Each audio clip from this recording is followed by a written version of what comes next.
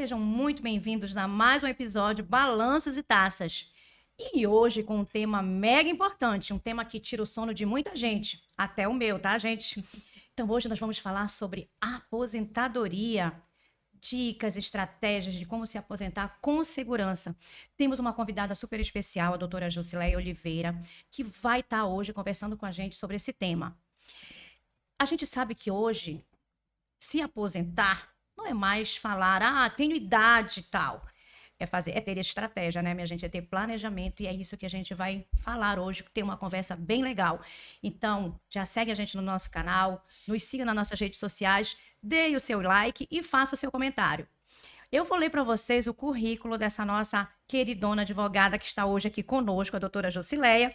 Mas antes, a Ivanete vai dar um olá para vocês.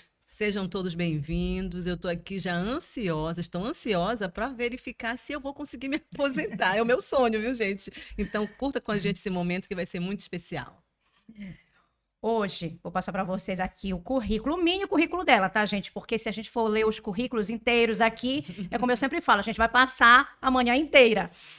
Mas a doutora Josileia Oliveira, ela é advogada, pós-graduada em Direito Previdenciário, pós-graduada em Gestão com Pessoas e graduação em Pedagogia.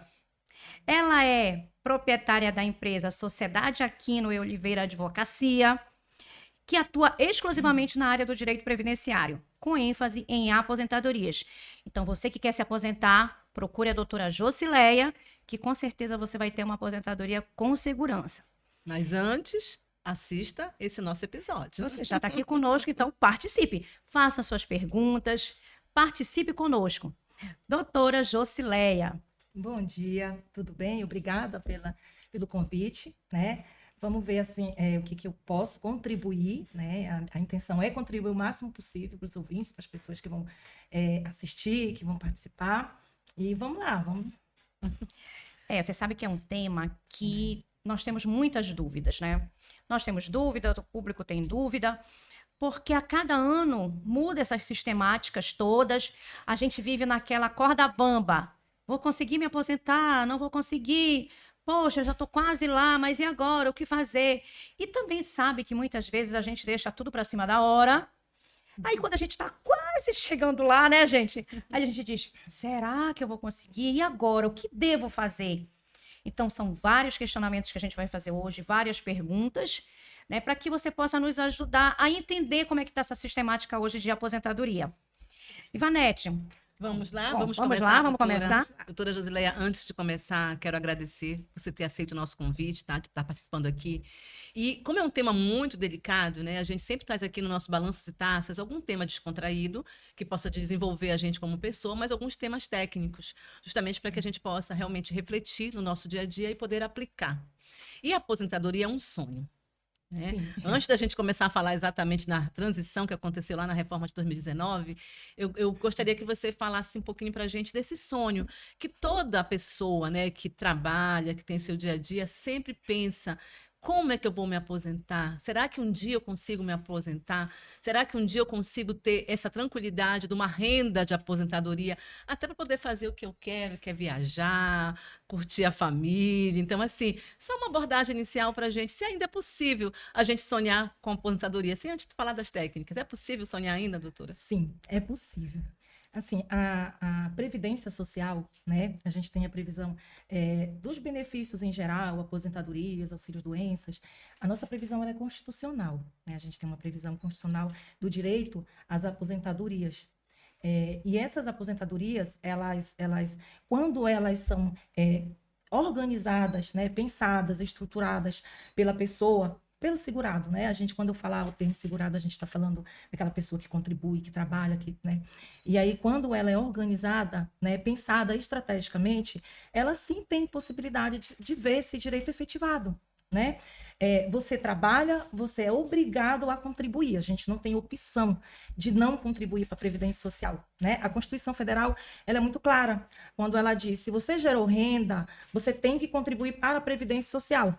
Então, se eu tenho uma obrigação legal para cumprir, né, que eu faça, então, de uma forma que possa me beneficiar também, né? Que eu possa, lá na frente, quando eu estiver numa idade mais avançada, né, que eu possa usufruir de todo o trabalho que eu fiz. Então, assim, a aposentadoria, muitos falam, né, das dificuldades que a gente tem vivenciado na Previdência, de todos os problemas que nós tivemos recentemente. Mas, assim, problemas a gente tem, né? A justiça está aí para a gente resolver esses problemas. A gente não tem que desacreditar no que a nossa Carta Magna prevê. Até então, é ela que nos encaminha, que nos leva, né, a acreditar. Então, enquanto tiver validade, a gente está ali para poder fazer. E a aposentadoria, ela é muito possível e muito real, mas planejada, porque ela se conquista a longo prazo, né? Você trabalha anos e anos da sua vida para conseguir alcançar a aposentadoria. Então, você tem que planejar. Né? Que é assim, para mim hoje, o termo aposentadoria, ele é um termo que vem muito atrelado ao planejamento. Porque tudo na vida a gente tem que planejar, né? Sem planejamento, você chega a um resultado totalmente imprevisível, né? Então, assim, eu sou uma defensora, né, da aposentadoria planejada, cuidadosamente, para que você não tenha surpresas, para que você esteja garantida dentro do direito previsto na Constituição. Perfeito, doutora Josileia. Olha só, então é possível, sim, você se aposentar.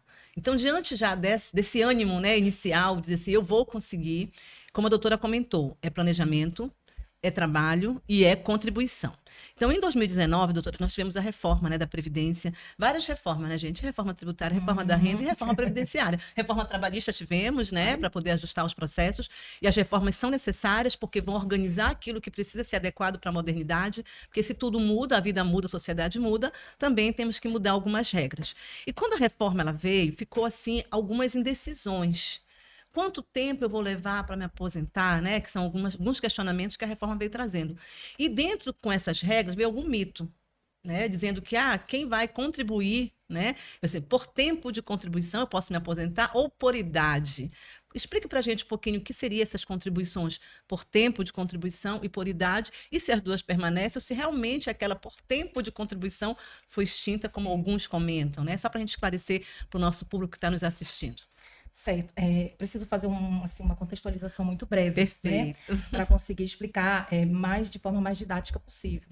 Com a reforma da Previdência, a gente teve algumas alterações, né, na legislação previdenciária. E essas alterações elas impactaram muito, principalmente com relação à aposentadoria. O que antes se entendia como alguma coisa fixa, né, era esse o direito, essa reforma ela veio mudar, ela alterou algumas coisas que a gente precisa tomar conhecimento. Justamente para não ver que lá na frente o direito pode não ser, né, você pode não ter aquele direito que você achou que tinha. Então, vamos lá. Para a aposentadoria, por exemplo, a gente teve uma alteração muito importante quando você muda o coeficiente, né, a renda inicial do aposentado. Antes desta reforma, a gente tinha assim, 80% dos maiores contribuições. Então, você pegava 80% das maiores contribuições e ali gerava a renda mensal inicial, que é a RMI, que a gente chama. Com a reforma, essa renda inicial ela alterou. Ela passou a ser 100% de tudo que você contribuiu de 1994 para cá. Então, assim, ela é, de certa forma, prejudicial, porque ela pegou aquelas contribuições pequenas, né, que a gente teve ao longo da nossa trajetória e somou tudo junto. E aliado a isso, a gente ainda tem a questão da base inicial de 60%.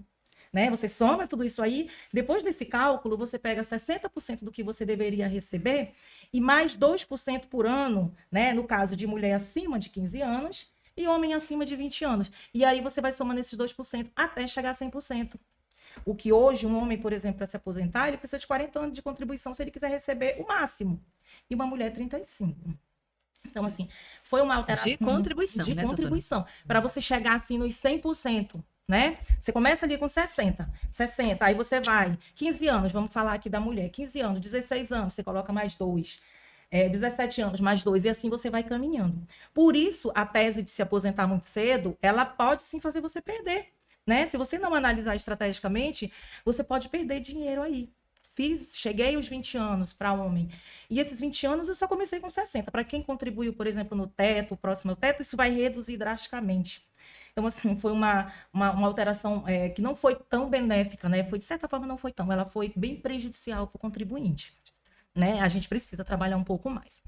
E aí, a gente tem também, nessa reforma, né, no contexto das aposentadorias e das pensões, a questão da redução da pensão para os dependentes. Antigamente, a gente tinha, assim, antes da reforma, né, a gente tinha 100% daquilo que ou o aposentado ou aquele segurado que teria direito a receber, passava para os dependentes, né? Com a reforma, a gente tem uma alteração aí que começa com 50%, Jesus. né? E aí, esse 50%... Aposentadoria por morte, no caso, isso, né? pensão Pensão é, por Pensão. morte. a pensão. A gente começa com 50% e aí cada dependente vai somando mais 10%, né? Até chegar aos 100% do que tinha antes. Tem um fator assim super interessante, que esses dependentes, quando eles vão saindo, né, da pensão, vão deixando de ter o direito, esse valor que era dele não soma mais, ele vai se perdendo. Não vai para os Não demais que volta. ainda Quer têm dizer que, direito. só por exemplo Isso. prático para entender, hoje um segurado do INSS, ele falece, tem uma esposa e tem filhos maiores de idade. Só ela vai receber 50%. 50% do 50% valor do que ele recebia. deveria. 50%. E os outros Por isso- 50%, Não, o governo fundo perdido. fundo perdido. Porque, na verdade, a reforma ela veio muito assim para tentar equilibrar as contas públicas. A gente sabe que o poder público, quando ele quer buscar equilíbrio, ele bate primeiro, ele vai primeiro no segurado, nas pessoas, né, no contribuinte. E isso, de certa forma, é ruim. Mas a gente tem também a questão do IBGE, da qualidade de vida, do tempo de vida. Né? Pessoas estavam se aposentando muito cedo. E aí, 55, 60, né, 57 anos, e até antes da reforma, a gente tinha pessoas aposentadas com 45 anos. Então, tinha toda ainda uma vida de trabalho, né, e já estava aposentado. Então, também a reforma, ela veio nesse contexto. Você aumenta o tempo de vida, você tem mais tempo de vida e, consequentemente, você vai trabalhar mais. Que o que acontecia muito era justamente isso. Eu me aposentava, 45, 50 anos, e ia para o mercado de trabalho. Né? Tinha plena saúde, né, para continuar trabalhando. Então, assim, a reforma ela veio também pensada nesse contexto. E aí, para fechar justamente a pergunta que você falou, né, fez, que é o gargalo, assim, das pessoas, né? O que todo mundo tem muito perguntado. Gente, e agora, a aposentadoria por tempo de contribuição, como que ficou? Essa aposentadoria por tempo de contribuição, e eu vou tentar ser bem clara, justamente para tirar esse estigma das pessoas, ela não é que ela deixou de existir para as pessoas que já eram filiadas ao regime geral anteriormente. Ela deixou de existir para quem vai se filiar a partir da reforma. Né? A partir de 14/11 de 2019, as pessoas que se filiarem ao regime geral de previdência, elas não mais se aposentarão por tempo de contribuição, somente por idade. E aí a gente vai, né, para as idades. A mulher, 62 anos, com mais 15 anos de contribuição. E o homem, 65, com mais 20 anos de contribuição. Aí já aumenta lá para 20 anos. E aí, o que foi que o legislador pensou para poder proteger o direito dessas pessoas que estavam ali nas proximidades, né, da aposentadoria e tudo mais? Ele pensou justamente nas aposentadorias de transição, né? Os períodos transitórios. Quem estava ali bem pertinho foi se criado esses períodos, né, de transição para assegurar o direito dessas pessoas. Isso é incrível. Eu estou aqui fazendo várias reflexões, doutora. Nem tudo é ruim. A gente tem muita coisa boa. Isso. Mas assim, por exemplo, quando você comenta sobre essa questão da qualidade de vida, já é fato realmente que a nossa população ela está ficando mais velha, estão tendo qualidade de vida melhor. Mas aí a gente ainda tem muitos casos que as pessoas, quando chegam nessa idade, né, a melhor idade, como dizem, às vezes a gente está muito doente, né? Então, no passado, você conseguia se aposentar, ainda ter uma qualidade de vida, ainda contribuía de outras formas, né? Mesmo que fosse através do empreendedorismo, indo para o mercado de trabalho, mas conseguia ainda ter uma qualidade de vida após a aposentadoria. Com essa reforma, né, a gente ficando um pouco mais distante, né, se aposentando um pouco com uma idade acima dos 60, chegando quase aos 70 talvez, em alguns casos, não sei, né, dependendo de como 65. contribuiu, né, 65, né? A população, apesar de estar ficando mais velha, mas também está doente, né? Aí acaba que a aposentadoria, quando chega, você não consegue aproveitar esse termo assim de se aposentar, de poder aproveitar a vida após a fase do trabalho.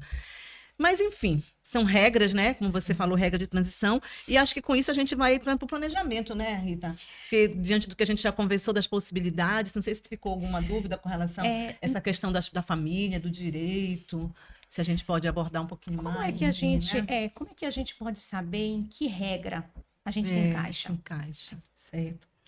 Para a gente saber as regras, em que regra eu vou me encaixar ou não, pedágio de 50%, pedágio de 100%, né? A questão da pontuação, da idade. O ideal mesmo é você analisar e fazer um planejamento. Por quê? Esse planejamento, ele vai te dizer o melhor momento para se aposentar, ele vai te dizer o melhor valor para se aposentar e a melhor regra, né? Então, assim, através do planejamento, eu consigo visualizar como que eu vou conseguir garantir meu direito lá na frente, né? Porque a gente tem regras fixas. Até então não houve alteração e a gente planeja com o que tem, né? Atualmente a gente tem a reforma da Previdência, que é o que está regindo a questão da Previdência Social no país. Então a gente planeja em cima daquilo que a lei nos prevê hoje. E analisar, não tem como eu falar para você, por exemplo, hoje, para você o melhor seria a pontuação de 100%, né? No regramento de 100%, porque eu não conheço o teu histórico. Né? Cada pessoa ela tem o seu histórico contributivo diferente. Né? Cada um teve uma história de trabalho diferente. Então, você passou por determinados locais, de repente, que nem fizeram as contribuições corretamente para você. Né? Ou se fizeram, em algumas situações, fizeram a menor do que realmente você receberia. Então, assim, diante disso, falar prematuramente que seria a regra tal ou determinada outra regra, seria, assim, muito... falta, né, de comprometimento com o profissional, sem antes ele olhar de fato o teu histórico. Né? Por isso o planejamento ele é extremamente importante para a gente saber, até porque o que foi que aconteceu lá no passado? Os documentos que eu tenho hoje para comprovar tudo isso aí, que eu digo que é real. Né? Você tocou em 2 pontos importantíssimos. Sim. Que eu anotei aqui, doutora Josileia, porque eu acho bem legal a gente trazer para o nosso público, né, com relação a valor. Hoje a gente tem dentro da tabela previdenciária, né, existe a tabela previdenciária em que ocorre o desconto para quem é seletista, né, para quem contribui com o regime geral da Previdência. E tem um teto, né, tem um teto de contribuição. E, às vezes, os contribuintes, vamos dizer assim, os segurados, né, no termo da Previdência segurado, eles ganham mais acima daquele teto, lá da tabelinha da Previdência, e na ilusão dele, que quando ele se aposentar, que ele vai se aposentar pelo valor que ele está contribuindo ao longo da vida, né? Como você falou, as maiores contribuições, mas a contribuição, ela tem um teto, né? Sim. Ele ganha 30 mil, ele acha que ele vai se aposentar com 30, se a tabela é 7, estamos com 8 mil e pouquinho, né? Acredito, 8.500 e tal. Esse é um ponto, né? Do valor. E o outro ponto é quando você fala do não recolhimento, se você puder abordar para a gente, porque ele foi carteira assinada, um bom tempo, está ali recebendo o valor já líquido, né, do INSS dele.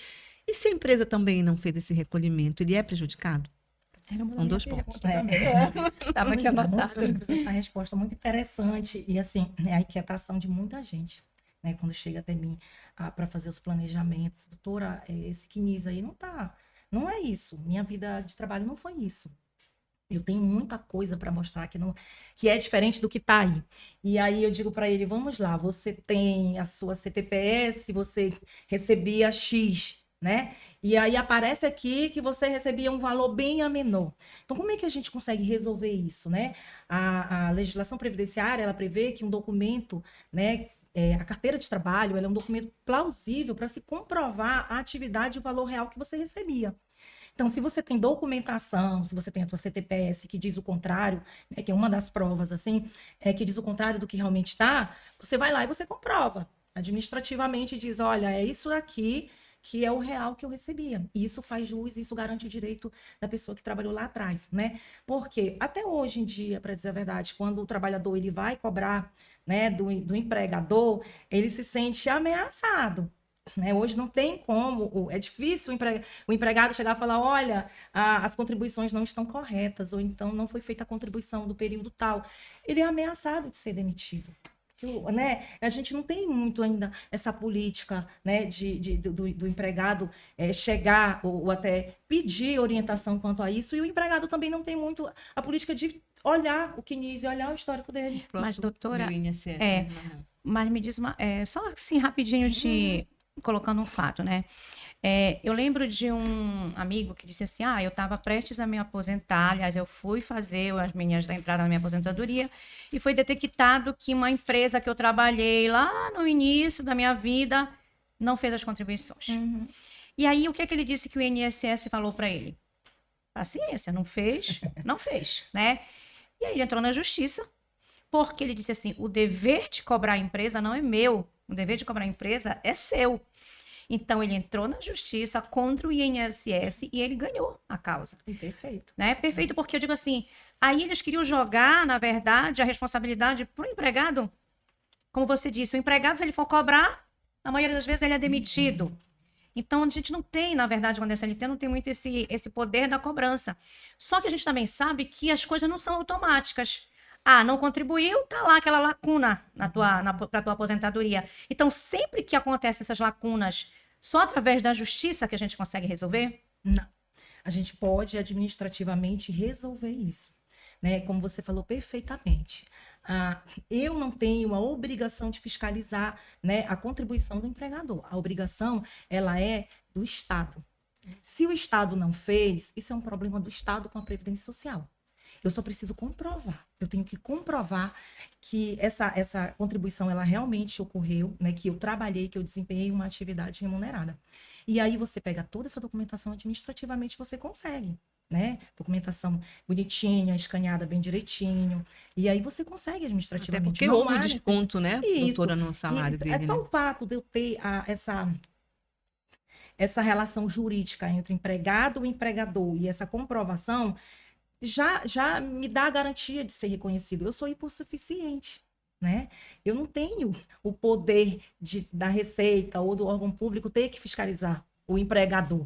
E aí eu ganho a lei, ela me dá essa qualidade, né? Esse poder de comprovar. E aí eu consigo resolver meu problema e não precisa ser judicialmente. A gente vai para a justiça quando a gente não consegue resolver administrativamente algumas coisas. Muitas pessoas dizem assim, mas eu vou para o INSS, eu não consigo. Às vezes é um processo mal organizado, né? Você entra de qualquer jeito. Você está falando um poder, né, público muito bem organizado. Né? Tem regras. A gente tem, por exemplo, instruções normativas que regem até como você vai olhar determinada documentação dentro do INSS. Os servidores, eles precisam seguir uma lógica. Segue a regra, né? Segue uma regra. Então, essa lógica, ela é seguida. Se você não faz um processo bonitinho, organizado, você, às vezes, é indeferido o teu pedido por falta de organização ou por falta de uma documentação. Então, isso é extremamente importante. E aí, muita gente vai para o Poder Judiciário, inchar mais o Poder Judiciário, né? Para resolver uma coisa que, se tivesse organizado lá no setor administrativo, a gente tinha resolvido. As pessoas ainda confundem muito o nosso papel como contador como aquela pessoa que eles podem justamente chegar e, como eu vou me aposentar? Como é que vai ficar esses cálculos, né? E eu sempre falo, para quando me perguntam, eu digo, não, isso daqui já sai da nossa seara, você tem que realmente procurar um advogado, um especialista previdenciário para lhe dar uma informação mais segura, mais concreta. Mas o que a gente vê é muito, aí eles dizem assim, mas não tem aquele simulador que você só vai lá e simula, porque já era um hábito, né? As pessoas dizerem assim, tanto que ainda existe muitas pessoas dizerem, não, eu já fiz uma simulação lá e eu preciso contribuir tantos anos. Só que a gente sabe que isso é uma regra geral, como mesmo, né, você falou no início. Tem várias documentações aí, tem várias coisas a serem analisadas, porque não adianta eu colocar lá, eu contribuí do ano tal, eu não sei quais são e as lacunas que devem existir, se existirem.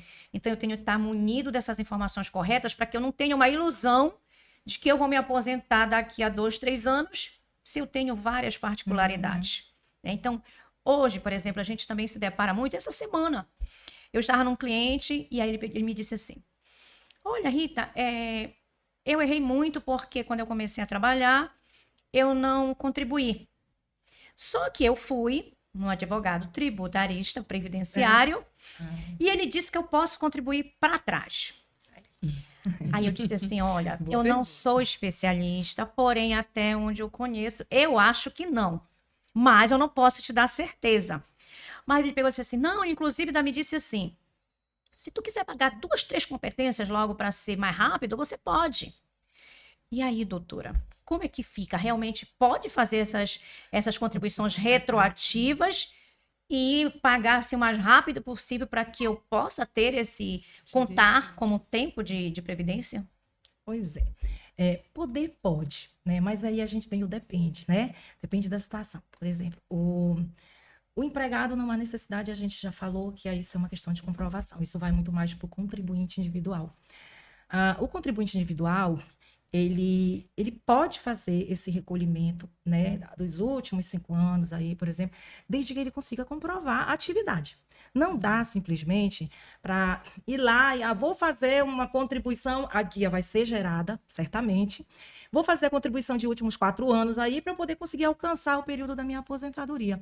E ele faz a guia e perde dinheiro quando ele não consegue comprovar, né? Ele perde porque a Previdência vai receber o dinheiro, só que e vai constar no CNIS até, né, em alguns casos.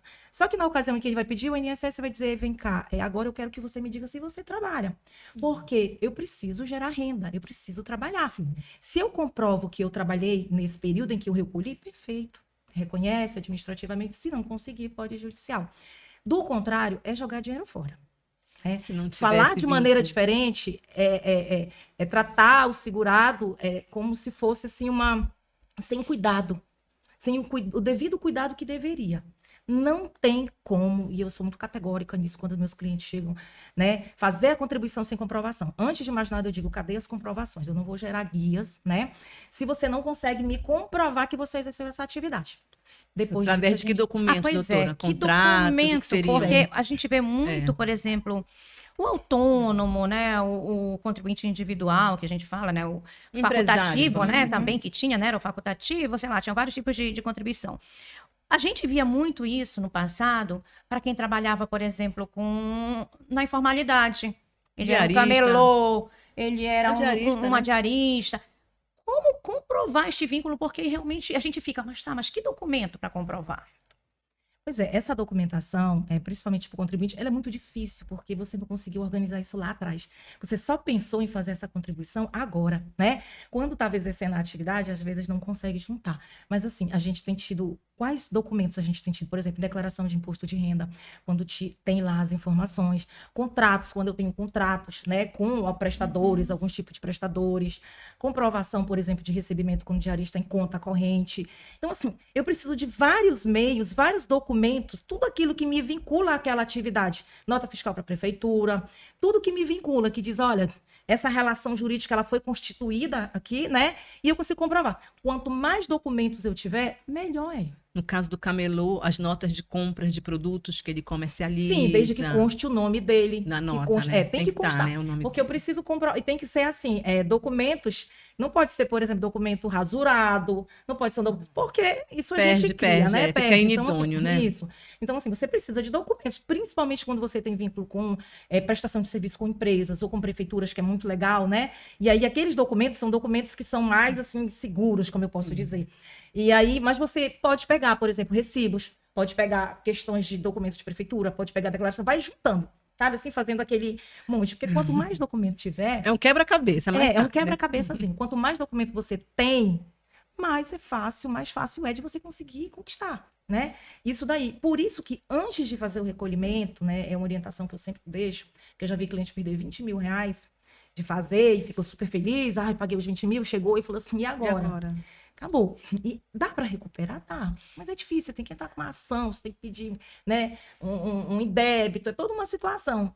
Então, é complicado. E, doutor, olha só, existe a perda da qualidade de segurado? Uma pessoa que contribuiu um bom tempo atrás e ficou sem emprego, né? Ou então não está gerando renda. Dá para você falar um pouquinho para a gente sobre essa questão? Existe. Para o contribuinte individual, né, a gente tem assim, uns períodos que vão assim, de 12, 24 e 36 meses para perder essa qualidade de segurado. Ela é muito relacionada ao tempo que você já contribuiu no passado, né? Quanto tempo você já contribuiu? E aí, quando você deixa de trabalhar, vamos dizer assim, você tem, por exemplo, vamos no geral, 12 meses. Então, eu fui demitido agora, então eu me mantenho 12 meses aí com qualidade de segurado. Essa qualidade de segurado, ela te garante, por exemplo, a questão dos auxílios, né? Você vai pedir um auxílio-doença, que hoje não é mais auxílio-doença, né? E aí ela te mantém. Quando você perde essa qualidade de segurado, você não consegue mais, por exemplo, ter um benefício. Por isso que, às vezes, estar contribuindo, prestar atenção, né, sobre a qualidade de segurado, período de graça que a gente chama, é ter atenção para não correr o risco de adoecer no meio do caminho e até a porta do INSS acabar sendo negado. Então, essa qualidade de segurado, ela é quando você contribui, né, mensalmente, e quando você está no período de graça. Mas se tinha uma lacuna, eu não entendi o seguinte. Aí eu contribuí 10 anos e fiquei 5 anos sem contribuir, depois comecei a contribuir novamente. Sim. Os 5 anos que eu tive aí que eu não contribuí, isso interfere de alguma forma Para para aposentadoria, no aposentadoria? caso. Ela interfere porque você deixou de pagar 5 anos. Mas eu não perco para Mas eu não trás. perdi o para Não, trás. não, não, Ah, não. tá. Para O que você aposentar. perde aí nesses 5 anos, esse lapso? Período de graça. Ainda bem que não Sim. adoeceu, né, doutora? Qualidade de segurado você perde. Se né? falecer nesse período, a família não perde o direito todinho. Também. Também, né? né? Porque ele não teria Difícil. direito a se aposentar. Sim. Porque é aquela história, se eu faleci já com o meu direito à aposentadoria, tudo bem, mas se eu não tinha, né, também perco. Então, assim, esses 5 anos ficou esse lapso aí temporal, onde você não pode buscar a Seguridade Social para um benefício, por exemplo, e você deixou de contribuir, de aumentar a tua renda inicial lá na aposentadoria, porque são 5 anos a menos. E um outro ponto, doutora, assim, ó. Pegando aqui o exemplo que a Rita deu, né? 10 anos de contribuição, Uhum. e aí eu fiquei desempregado. Porque eu posso também contribuir como contribuinte individual? Não, se não tiver renda, né? Pode. Deixa eu só Posso. fazer uma adenda, então, que aí eu vou fazer uma pergunta. nisso. para poder fechar aí o raciocínio. Esse contribuinte individual, você mesmo não comprovando, se você pagar em dia, tudo bem, né? Eu posso, por exemplo, não estar trabalhando, mas estar fazendo uma contribuição como contribuinte individual. Se eu pago sempre até o dia 15, que é a data prevista, não há indicadores, não há geração de indicadores para que eu possa comprovar. Esses indicadores são aquelas comprovações que a gente precisa fazer. Então, pagou em dia, o INSS subentende, se ele entende que você está trabalhando. Tudo perfeito e você segue. Pagou em atraso, os indicadores aparecem, né? Dizendo, agora você pagou em atraso, então você me prova que você estava trabalhando. Então, é justamente, a gente volta rapidinho a situação de pagar em atraso lá os 5 anos, né? Entendi. Pagou em atraso os 5 anos, comprovou. É a mesma coisa aqui. Pagou muito para trás, né? Por exemplo, mesmo que ele pague em atraso dentro do mês ainda eu tô ok, porque ele Dentro está do na mês, sequência, ok. O INSS Muitos anos, pode né? cobrar a documentação após a data prevista, Tá. né? Ele pode. Aí Isso- um outro, só para completar, Rita, Tá. porque são muitas coisas. São assim. muitas Só para atividades. completar essa questão dos 10 anos, e aí eu fiquei, vamos supor, os 5 anos sem contribuir, como a Rita disse. Aí eu passo a contribuir, a partir desse primeiro mês que eu passo a contribuir, começo a ter essa minha regularidade dentro da data. Eu volto à condição de segurado, mas eu entro num período de carência para os auxílios, né? Isso. Mas para aposentadoria eu volto a contribuir e Volta. completa. Seria mais ou menos assim? Por exemplo, o auxílio-doença, em regra, são 12 meses. Então, você tem que voltar, quando você voltar, você tem que contribuir 12 meses para ter o direito a pedir, por exemplo, um auxílio-doença, né? E a gente fala do auxílio-doença, e aí isso se estende à aposentadoria por incapacidade permanente, que hoje a nomenclatura é benefício por incapacidade permanente e temporária, Temporária. né? A temporária é o auxílio-doença. Com a reforma, a gente Mudou o alterou nome, isso né? daí. Também, por isso que eu digo, a aposentadoria, muitos advogados falam, pode-se ter aposentadoria com 50 anos? Pode. Com 45, pode. Aquela aposentadoria permanente, né? Onde você era o trabalhador, você adoeceu, você passou pelo auxílio, né? Auxílio-doença, e você não consegue se restabelecer para voltar para o mercado de trabalho. E aí você acaba que você é aposentado, 40, 50 anos, né? Pela uma questão mesmo de estar incapaz para exercer a atividade que você exercia anteriormente. Agora vamos às dicas, né, Rita? Os Não, planejamentos estratégicos. eu entendi aqui, porque eu lembrei de um caso, mas eu disse assim, não, ela já respondeu aqui, que a pessoa chegou para mim e disse assim, olha, se uma empresa ela pagar as guias do INSS com atraso, o funcionário é prejudicado. Aí eu disse, não ouvi falar isso não. Né? Mas aí se a gente chega à lógica de que Lembrou de uma coisa. se pagou a guia, mesmo com atraso, mas está contando ali para o tempo de aposentadoria do funcionário, não é isso? Isso, o empregador, né? O empregador pagou a guia com atraso. É porque aí essa relação jurídica é entre empregador e e empregado. a Estado. previdência. E a previdência. Estado, né? Então, ele tinha a obrigação de cumprir a legislação. Porque descontado foi, né? Descontado foi. Inclusive, a gente vê muitas situações, quando entra em âmbito judicial, do segurado, ele apresentar esses documentos todos que foram descontados e tudo mais, porque isso é uma má-fé do empregador. Isso. Você Apropriação também indébita, tá contribuindo, né? você está pagando para a sua previdência. E o empregador, na sua grande maioria, ele não recolhe. A gente vê assim, não são poucos os casos que eu me deparo com quinis, onde você tinha uma relação e não tinha as contribuições. Né? triste, E o segurado, ele chega desesperado, agora prejudicou minha vida. E aí, a gente que estuda, que se detém a trabalhar sobre isso, a gente até passa uma certa tranquilidade, né? Porque ele começa a perceber que não houve um prejuízo tão grande para ele, desde que ele guarde. Eu sempre digo, Na área jurídica, a documentação ela é extremamente importante. Porque a gente, no âmbito jurídico, a gente prova com documento. Sim. Né? Os documentos são extremamente importantes. Então, eles são importantes para comprovar todo o direito que eu É desejo. a materialidade, né? É a materialidade daquilo que eu desejo. Perfeito, doutora. E aí, conversando sobre isso, eu me lembrei do caso do MEI, do microempreendedor individual, que ele tem, né, dentro do que ele recolhe, aquele carnezinho, que não esqueçam de recolher, porque você não sabe o quanto isso é importante, Sim. o recolhimento do carnê. E ali, naquele momento que ele está recolhendo o carnê, ele tem ali um valor, né, equivalente àquele 5% do salário mínimo para cobertar alguns benefícios previdenciários, né, doutora? E às vezes eles pagam com atraso, ele mesmo, às vezes nem pagam, né? E quando adoece, quer ter o benefício, mas está ali com o carnê dele em atraso. O senhor poderia comentar conosco essa relação do caso do MEI, as consequências dele com relação à Previdência?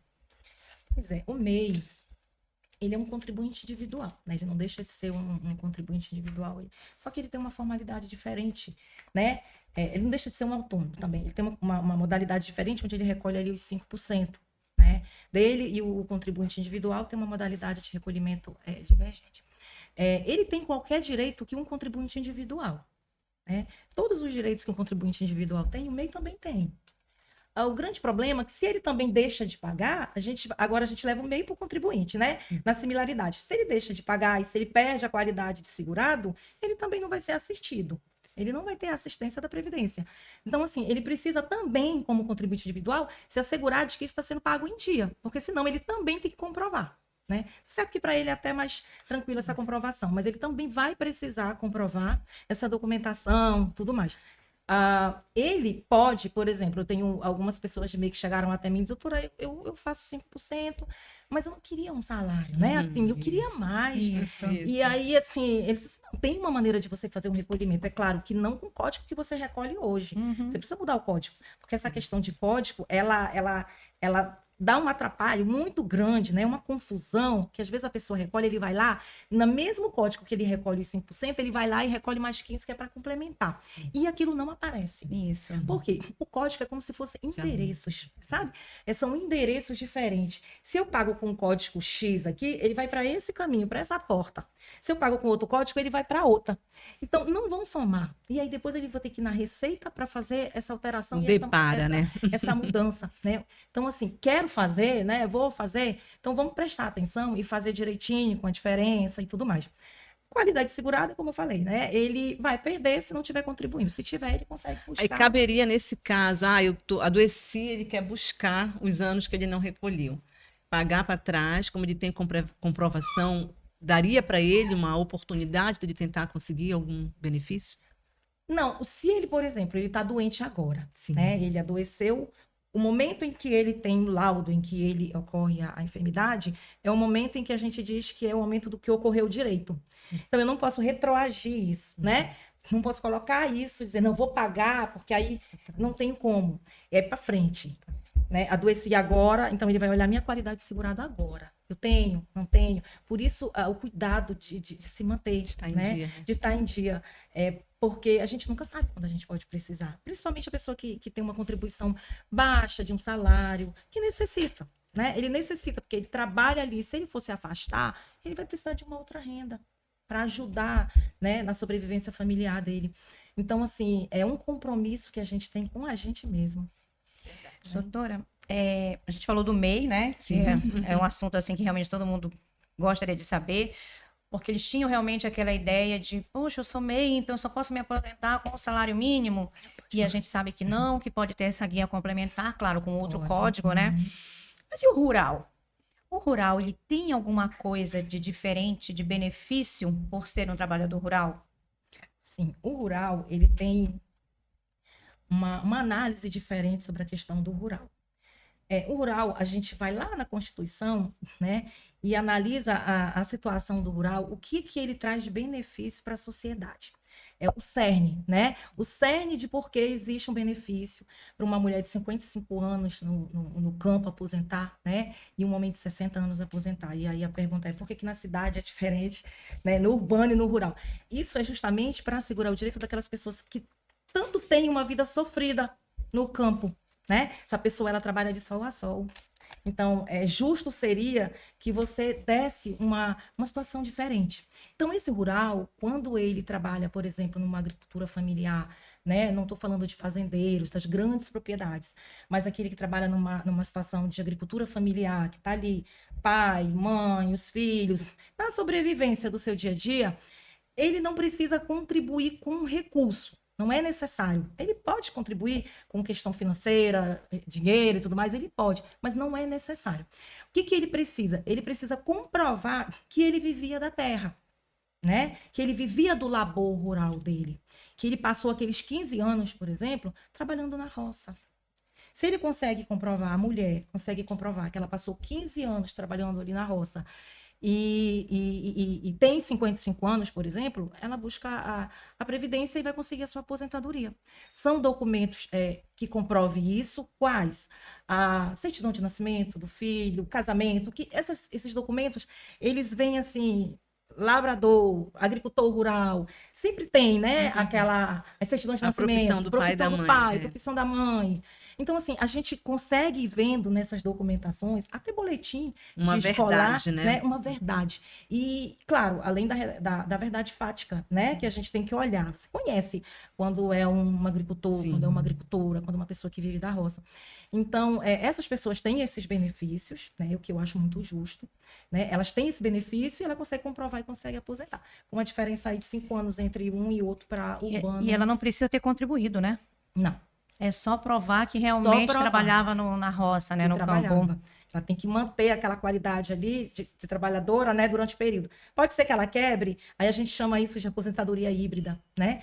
Aquela pessoa que trabalhou um período da sua vida rural e aí ela saiu, foi para a cidade. E lá ela arrumou um trabalho. Né? Sim. E aí ela pode somar esses 2 períodos. A gente não chama isso mais de aposentadoria nem urbana e nem rural, que ela mesclou. E aí o nome dessa aposentadoria é chamada aposentadoria híbrida. Interessante. Aí a idade já muda. A idade ela já vai para quem aposenta no âmbito urbano.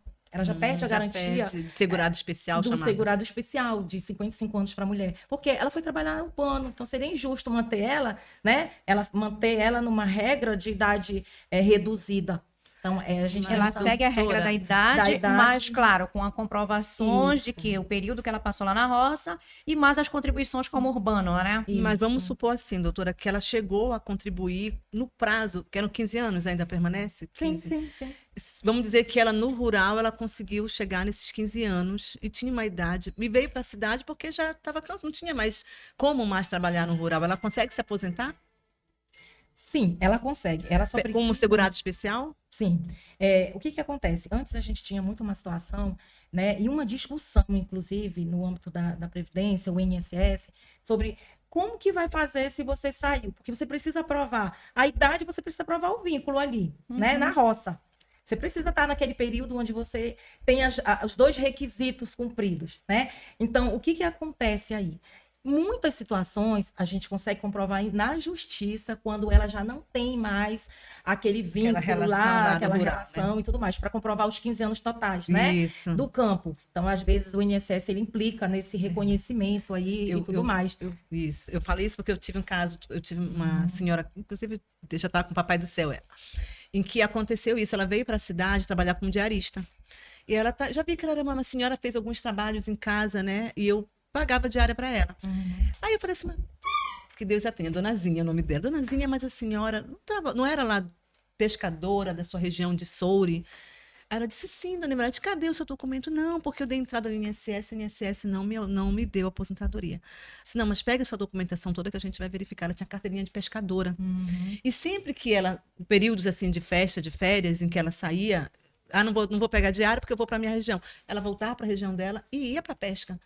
Que ela passava 15 dias lá e ia para pesca. Então, ela tinha uma relação com a colônia de pescadores. Sim. Documento. Disse, pegue toda a sua documentação que a gente vai tentar novamente, pela justiça, agora, já que você tem uma negativa do INSS. Demorou, doutora, mas ela conseguiu. Fiquei muito feliz que ela conseguiu. Ela já estava na cidade uns 5 ou 6 anos, e quando ela deu a primeira vez a entrada, administrativamente foi negada, ela desistiu. A sorte que os anjos aparecem no caminho, né? E a gente conseguiu montar um processo para ela. O INSS, ele analisa aquela documentação, sabe? Ele não analisa os fatos, a subjetividade. O INSS ele analisa a objetividade. E porque o endereço dela atual já estava aqui na cidade. Foi Pois esse é. ponto da negativa. Aí, quando você negativa pra coloca ela, né? aquela documentação, o servidor, né, ele analisa o que está na instrução normativa, na lei. Ah, não tá? Sai. Então, assim, é muito objetivo. Quando a gente tem situações e teses como essa, a gente acaba indo para o Poder Judiciário, que a gente tem, assim, uma possibilidade maior de discutir, né, judicialmente, de demonstrar para o juiz que a situação dela é essa, né, é diferente, né, uma situação peculiar frente às situações. Então, a gente consegue garantir isso no Poder Judiciário. Gente, muitas perguntas hoje, né? Esse é um tempo tema. passando. O tempo passando, e a gente aqui olhando para o relógio, já desesperado. Mas, gente, é um tema muito importante, porque todos nós queremos nos aposentar. E todos nós ficamos com essa dúvida. Poxa, quanto tempo? O que eu devo fazer? Então, claro, a gente já sabe que a chave é planejamento, é você se planejar. Para tudo na vida da gente é planejamento, né? Se a gente não se planeja, a gente fala para os nossos clientes, planejamento, planejamento. Então, nós também temos que nos planejar como pessoas físicas para que a gente possa se aposentar. Tem alguma particularidade, doutora, para quem mora fora do Brasil? Ou não? A questão de morar fora, né, no exterior, se você era um contribuinte aqui, um trabalhador, você não perde esse direito adquirido porque você saiu para morar fora. Se você continua contribuindo, mesmo estando fora, esse direito ele é assegurado. Né? Posso me aposentar tranquilamente. Saí, fui morar fora, estou contribuindo mensalmente, chegou o tempo, né, do meu direito adquirido, eu posso me aposentar. Né? Ou se você vai morar em um país, por exemplo, que tem acordos internacionais previdenciários, a gente tem os países, né, Alemanha, Portugal, esses países eles têm acordo. E aí, se você trabalha lá, você consegue somar o tempo que tem lá com o tempo do Brasil, também consegue se aposentar. O recebimento dessas aposentadorias, ela é tranquilamente realizada pelos bancos conveniados na região. Então, assim, é engano pensar que eu vou sair do meu país e vou perder os direitos que eu adquiri aqui, né, depois de um suor de trabalho, né, na minha vida toda. Desde que eu saiba o que eu posso fazer e planejar isso, está tudo perfeito. Então, se eu contribuo lá, se o meu país tem como, eu moro lá em Portugal e eu contribuo lá, né? Então, soma o tempo de lá com o tempo daqui. Sim. O contribuir aí tem duas maneiras, né? Ou eu gero a guia e faço os pagamentos, né? Faço o pagamento, faço a contribuição, ou eu tenho um trabalho lá em Portugal, né? Que tenha esse convênio, e aí esse tempo que está lá eu consigo somar com daqui. Tem que existir o convênio, Tem né? que existir o convênio. Entre os dois países. Entre os dois né? países. Senão, Só que esse zera, né? dinheiro que eu pago lá, suponhamos que eu estou lá em Portugal, trabalho numa empresa, então existe esse convênio aqui com o Brasil, mas esse pagamento lá fica para Portugal, não é isso? Não, na verdade, aí quando você se aposentar, o país, daquele país que você está, ele vai cumprir com a parte que seria obrigação dele, porque você contribuiu com a previdência local, né? Naquela região, e o nosso país vai contribuir. É muito similar à questão, por exemplo, do servidor público, né? E o regime próprio, né? Regime geral e regime próprio. Então, às vezes, a gente passa um período trabalhando para o Estado e outro período. Só que isso, cada um paga o seu compromisso, cada um tem a sua obrigação. Então, na apostadoria, tanto que eu pego as certidões, né? Vou lá, eu vou averbar certidões. Pego a certidão, levo para a Previdência Social, mas a obrigação do pagamento é de onde você gerou aquele primeiro momento. Quando eu for receber, vou receber uma parte de uma parte de outra? Não, Seria isso não? Vem tudo junto? Não é separado, é tudo junto, né? É feito, a Previdência vai pagar você. Quando você pede, né, a aposentadoria para a Previdência Social, ela vai pagar. Isso é uma questão de sistema deles, Mais é uma questão de interna, lógica interna deles, em decorrência dessa parceria que esses países têm. Eles passam, então, esse recurso para o Sim. INSS daqui? Sim, passa. Pra O sistema poder passado, acobertar Sim, o seu pra poder direito, né? acobertar, Sim, né? para cobertar o Legal. direito. Interessante, Olha né? bem. Bom, olha, já podemos morar no exterior, tá? Só veja se o país tem Se uma o país tem um Então, vamos acordo ter de que ver bitributa- se existe o um acordo, convênio né, com esse país. É. Mas ela já falou vários aqui que dá pra gente ir, tá?